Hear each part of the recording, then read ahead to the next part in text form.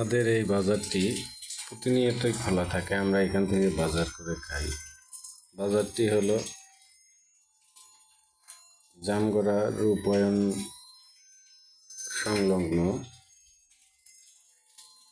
Next কালেকশনের গেটের সামনে এই বাজারটি। এখান থেকে আমরা বাজার করে প্রতিনিয়তই রান্না করে খাই।